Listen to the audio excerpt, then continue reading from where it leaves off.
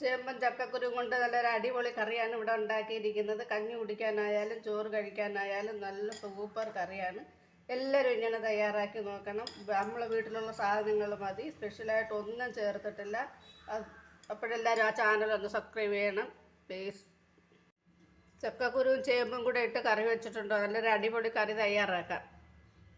ഇപ്പോൾ ചേമ്പും ചക്കക്കുരും കൂടെ കറി തയ്യാറാക്കുന്നതിന് വേണ്ടി കുറച്ച് ചക്കക്കുരു എടുത്തിട്ടുണ്ട്, 3 കഷ്ണം ചേമ്പ് എടുത്തിട്ടുണ്ട്. ഇപ്പോൾ അരിഞ്ഞ് വരുമ്പോൾ ഒരേ അളവിലായിട്ട് വരും. ഒരു വലിയ തക്കാളി അരിഞ്ഞെടുത്തിട്ടുണ്ട്, 2 പച്ചമുളക് അരിഞ്ഞെടുത്തിട്ടുണ്ട്. അപ്പോൾ ഇതെല്ലാം വേറെ ഒരെണ്ണം സാധനം ഇതിനകത്ത് എടുക്കുന്നില്ല, ഉള്ളിയൊന്നും എടുക്കണ്ട. അപ്പോൾ ഇത് നമുക്ക് അടുപ്പിൽ വെച്ച് വേവിച്ചുകൊണ്ട് വരാം.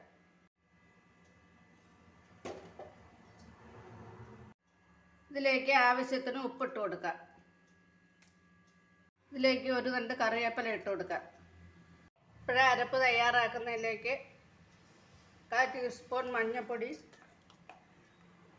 1/4 ടീസ്പൂൺ ജീരകം ചതച്ചത്, നമ്മൾ കുരുമുളക് പൊടി 1/4 ടീസ്പൂൺ, പിന്നെ എടുത്തതെന്ന് പറഞ്ഞാൽ 3-4 അല്ലി വെളുത്തുള്ളി. ചെറിയ അല്ലി ആയതുകൊണ്ടാണ് 5-6 എടുത്തിട്ടുണ്ട്. അപ്പം വലിയ അല്ലിയാണെങ്കിൽ കുറച്ചെടുത്താൽ മതി. ഇനി ഇത് അരച്ചുകൊണ്ട് വരാം. പിന്നെ ഇവിടെ അരപ്പ് അരച്ചുകൊണ്ട് വന്നിട്ടുണ്ട്. അരച്ച് നല്ലതുപോലെ അരയണ്ട, നമ്മൾ ചതച്ചെടുക്കണം. അപ്പോൾ അതങ്ങോട്ട് മാറ്റി വയ്ക്കുക. ഇനി അതിനുശേഷം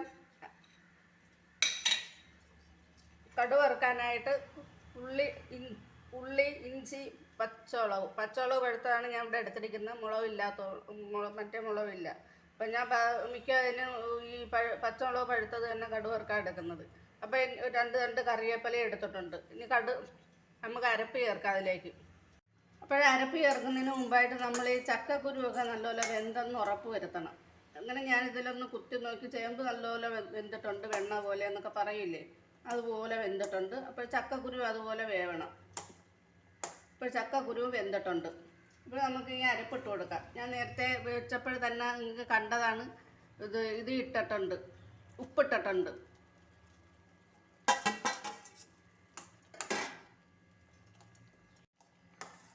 നല്ലപോലെ ഇളക്കി യോജിപ്പിച്ചതിന് ശേഷം ഒന്നുകൂടെ ഒന്ന് അടച്ച് വേവിച്ചു കൊടുക്കാം. തീ കുറച്ചിട്ട് വേണം ഇനി വേവിക്കാൻ. ഈ അരപ്പൊന്ന് നല്ലതുപോലെ വെന്ത് വരണം.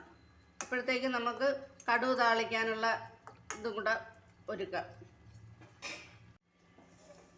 ഇപ്പോൾ കടുക് താളിക്കാനായിട്ട് ഞാൻ ചട്ടി അടുപ്പത്തേക്ക് വെച്ചിട്ടുണ്ട്. ഇപ്പോൾ ചൂടായ ചട്ടിയിലേക്ക് 1 ടേബിൾ സ്പൂൺ എണ്ണ ഒഴിക്കാം.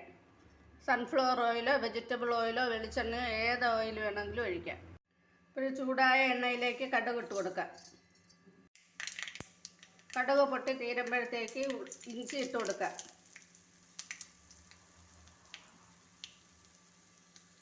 ഇനി നമുക്ക് പച്ചമുളക് ഇട്ട് കൊടുക്കാം. അത് മൂത്ത് വരുമ്പോഴത്തേക്ക് ഉള്ളി ഇട്ട് കൊടുക്കാം. ഉള്ളി നമ്മൾ മറ്റൊരു ചേർക്കാത്തതുകൊണ്ട്, ചേമ്പിലും ചക്കക്കുരുവിലും ഇഞ്ചി ചേർക്കാത്തതുകൊണ്ട്, ഉള്ളി ചേർക്കാത്തതുകൊണ്ട് കടുക് വറുക്കുന്നതിൽ തോനെ ഉള്ളി ചേർക്കും.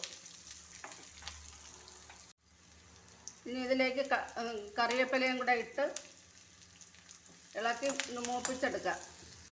ഇപ്പോൾ നമ്മളെ കറി ഒന്നുകൂടെ ഒന്ന് ഇളക്കിയതിന് ശേഷം നമ്മൾ ഈ കടുക് വറുത്തതില്ലേ, കടുക് വറുത്ത മൂത്തത് അങ്ങോട്ട് ഇട്ട് കൊടുക്കാം.